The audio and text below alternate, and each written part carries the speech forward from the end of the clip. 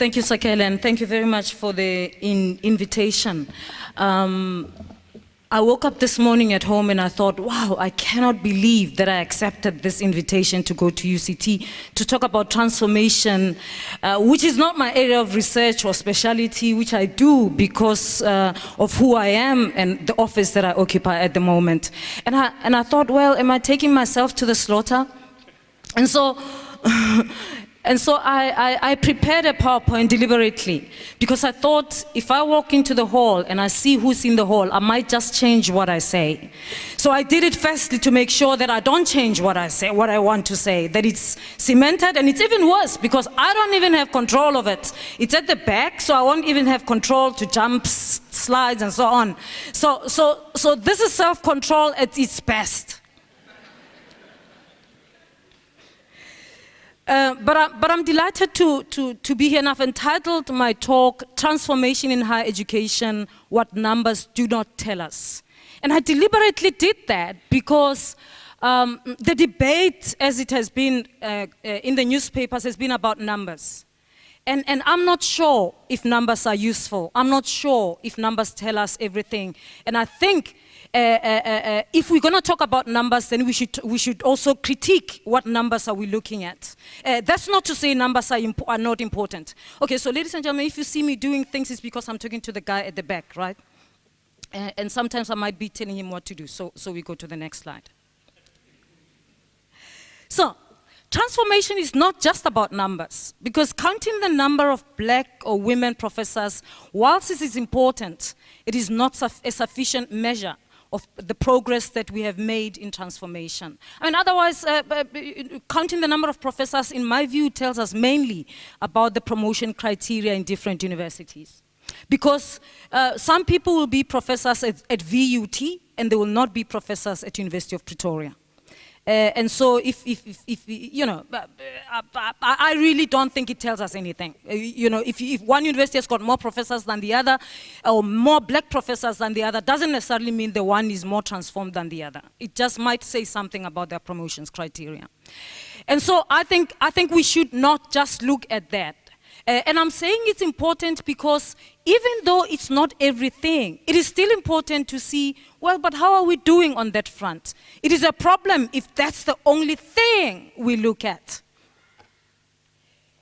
The second thing that bothers me is the fact that we do not disaggregate the designated group. We talk about the designated group as one group of people, as if they have had the same experience of oppression, and so to deal with their past, we put them under the same law, and then we think that will transform. I think how we narrowly define the group matters, the group designated groups. Designated group, and I know that it's in the Employment Equity Act and so on. So some people hang on to it and argue to do certain things because of what it says.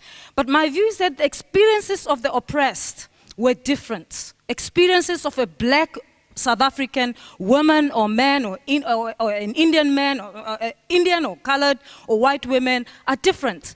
And so to put the white women with the black women in the same bracket, and it's sort of to assume that they experience oppression in the same way, and so their past can be dealt with in the same way. So think about it in this way. I mean, white women were educationally advantaged. They went to the same schools as the white men.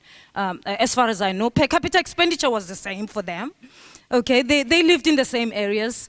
So there's difference from what a white woman my age, how they experienced oppression to a black woman who lived in a township or rural area. So I think we need to disaggregate because it's important that we do not ignore how privilege works. Okay, privilege works in different ways, and we should not ignore that. So, and to see how privilege works, if you look at 20 years after democracy, you look at different universities, you'll see that in some universities, transformation data shows an overrepresentation of white women. That's not because they are smarter than we are or they work harder than we do. No, I mean, they have the networks, They've had a different educational experience from what we've had. And I'm not here to bash anybody. I'm just saying that this is what it is. You know, whilst I was busy in a rural school in Marapiani, my white colleague was somewhere in Parktown, you know, going to school there.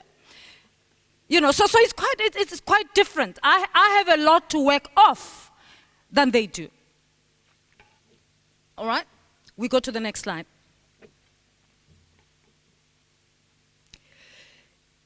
So, if we're going to insist on counting, I want us to reflect on what is it that we are counting, or what it is that we are not counting, and why. All right. So, the last point that comes there, that came up there was supposed to be the last, but it's now the first. We're not going to start with it. Can you bring up the other 2 points? I wonder, why do people go for the number of professors?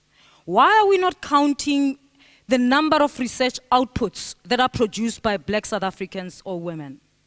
Why don't we count that and then start asking questions why?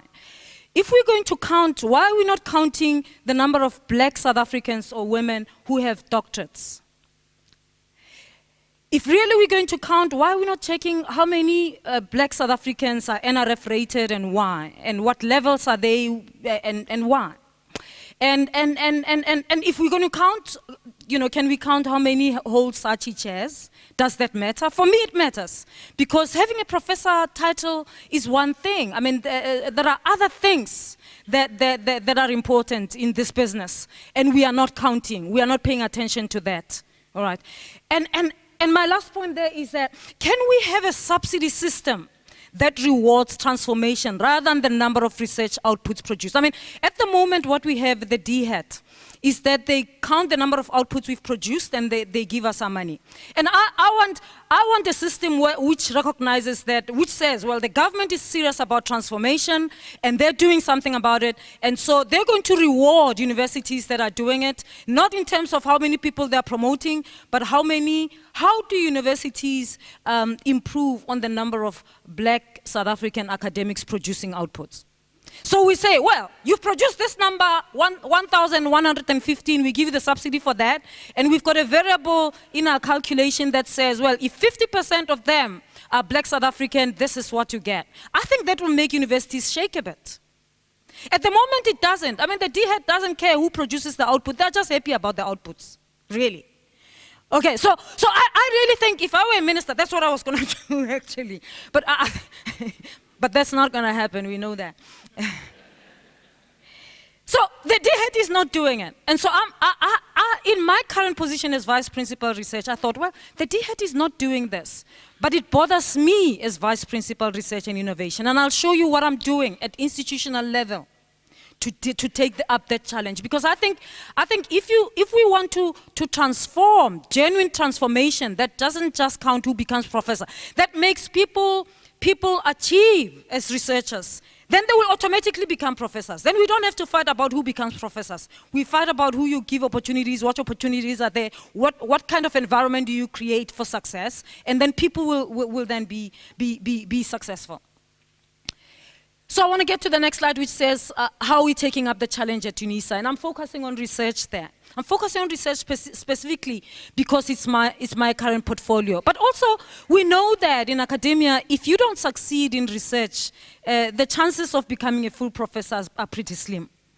So what we've done at UNISA is that I've developed a model or a framework that defines levels of scholarship. And I did that because I was worried. I mean, I did that, this is my third year in this office.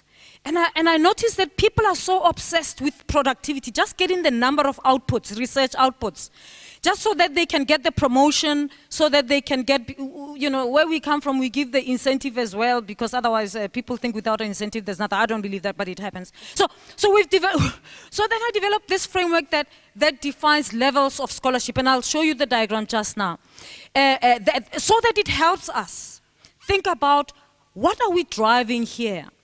Is our business only about the number of research outputs, or are we driving a much bigger agenda than that? All right. And then also we work with an understanding that there is no point in doing research if it has no influence. Research must have influence. And I'll talk about that when I show you the model. But then I said, well, without transformation, influence, even if you have influence, it is not sustainable. If you want to have influence that is sustainable, then transformation is a critical factor. And I'll show you the diagram just now.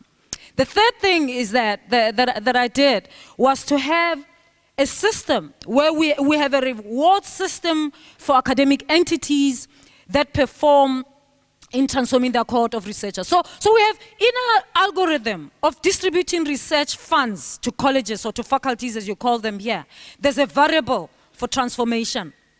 All right, and this almost got me a petition when I changed the formula, okay? Came in, changed the formula for research allocation, and faculties wanted to fight because all they wanted to do was give us the money only based on what we produce, the number of outputs, because that's what you get from the DHET. My view is that that doesn't help, because what you want to do is to change behavior, to change how people do things. And so I thought we developed an algorithm that helps us to factor that.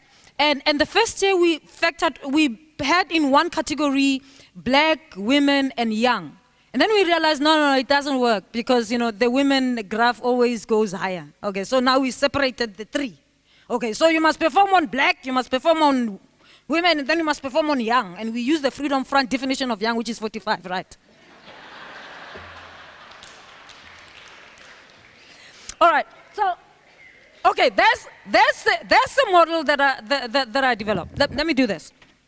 So that's the model. And so the model starts with productivity. And productivity, I define it as the lowest level of scholarship. It's the lowest level of scholarship. That's not to say it's not important. It is important, but it's the lowest. It focuses on the number of publications. We get DHET subsidy. That's how we earn our revenue, and people get promotion. And I'm sure you saw us in the newspaper. Some people play a bad game with that. They're going to these journals that are not reputable, where there's no review process, just to get, because that's what productivity does. It asks no question. It just says, as long as you produce them, they're on our list, we'll give you the money. So we said, well, we've got to go to the next level. And the next level is transformation. And then we start asking questions about the outputs. What does the research that's published focus on? Whose questions are being explored? Who does the research? Who's producing the research?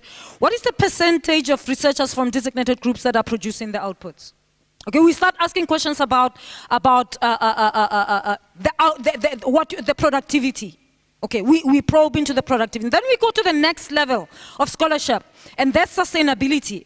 How are we doing our research? Do we do it in a way that we can continue doing it for the foreseeable future? Do you have the capacity to do that? What percentage of young researchers is producing the outputs? Because we want it to be sustainable. Otherwise, people might retire and we don't know. Who is maintaining academia? I mean, if we don't think about that, we will have people in the pipeline and then they disappear. What plans do we have as a university to retain black academics? Okay, every faculty has to struggle with this.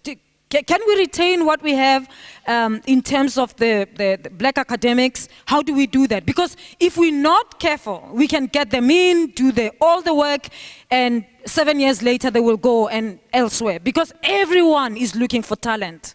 Okay, let me tell you, if you have a black person in your department who's got a doctorate and knows what they're doing, in a month, they get about 5 calls that gives them big jobs. Am I wrong, Prof Sakhela? I'm right?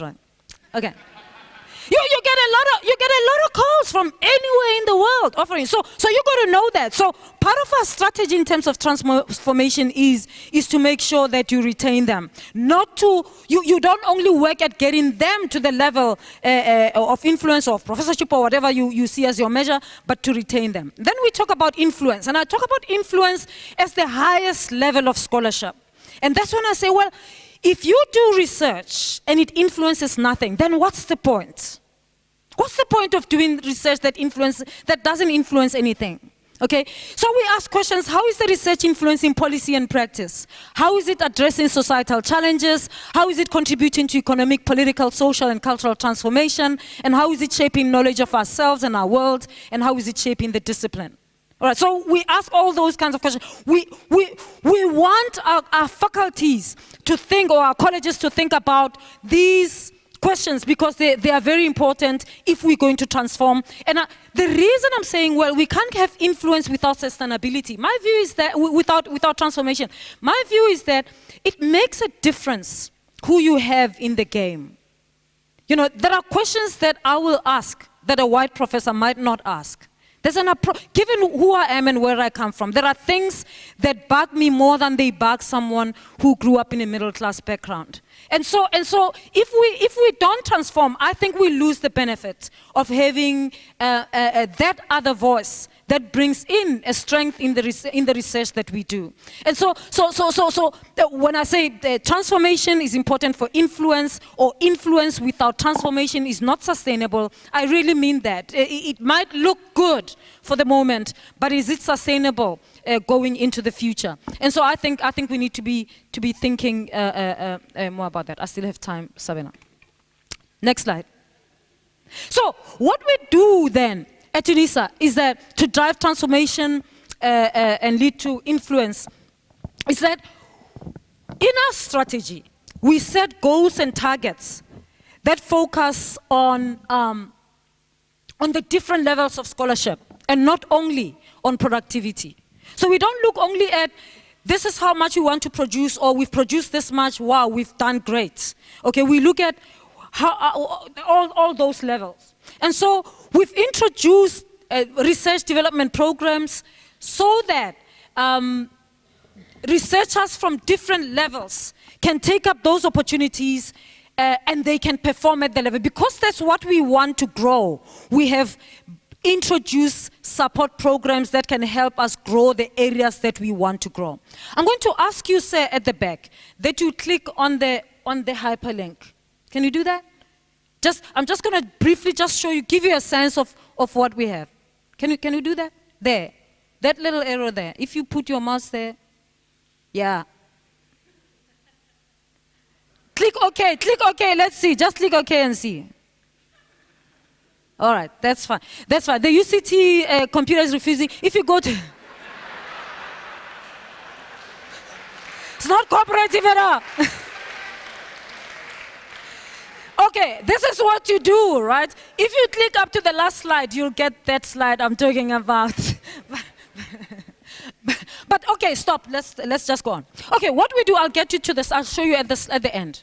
So the other thing that we're doing is that when we monitor our research performance, we monitor it beyond productivity.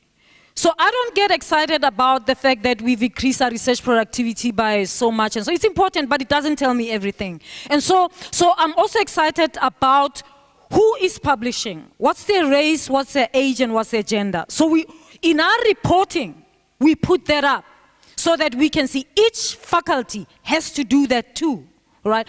Where are they publishing is also important. Who is NRF rated? We have a variable that gives a benefit to all those three things, right? For transformation, for where you publish, and for who's NRF rated. And then most importantly, and this is what makes faculties act and do all sorts of, and try to do all sorts of things to improve on transformation, is rewarding transformation. Okay, where I said you have a formula, you make sure that if you have more black professors, black academics producing outputs, then you get a benefit. Okay, so that makes them think, okay, you want more money, you're going to have to do something. Whether you do writing retreats, whatever you do. Okay, so it forces heads of departments and deans and leadership in faculties to think carefully about what is it that they do, how do they support their people, and how can they keep a black academic from leaving their faculty. Okay, go to the next one. Thank you. Go to the next one. Now you'll see the fantastic. There it is. Okay, just briefly. I'm not going to preach to you, right? Okay, just to give you a sense, the different programs. So I'm concerned about the number of people with doctorates. So we introduced, last year we started the implementation of our Academic Qualifications Improvement Program, and that's for people who don't have master's or doctoral degrees. We give them time out. If it's a master's, they get 2 years out to complete their master's. Doctoral, we give them 3 years out. We hire someone in their space, they go anywhere, we pay for them, they continue getting their salary though, to complete their doctorate. And we give preference to black, young, and women. Okay.